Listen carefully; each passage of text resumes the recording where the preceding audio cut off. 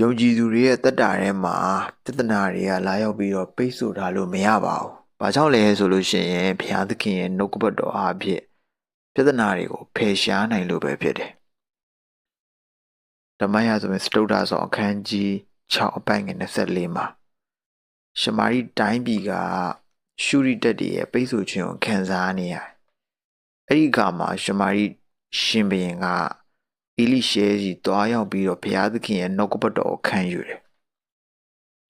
ရှမာရိတိုင်းပြည်ကဘုရားသခင်ရဲ့နှုတ်ကပတ်တော်အဖြစ်ပိတ်ဆို့ခြင်းတွေကိုဖယ်ရှားနိုင်ခဲ့။ဒါကြောင့်မို့တင်းရဲ့တတ္တာမှာတင်းဟာပြဿနာတွေရဲ့ပိတ်ဆို့ခြင်းကိုခံစားနေရပြီဆိုလို့ရှိရင်ဘုရားသခင်ရဲ့နှုတ်ကပတ်တော်နဲ့အသက်ရှင်ပါဘုရားသခင်ရဲ့နှုတ်ကပတ်တော်ဝန်ခံပါအဲ့ဒီခါမှာတင်းရဲ့ပိတ်ဆို့ခြင်းတွေကိုတင်းဟာဖယ်ရှားနိုင်မှာဖြစ်တယ်။ကျမ်းစာသူရောက်ခြင်းတွေကိုဘုရားသခင်ကောင်းချီးပေးပါစေ။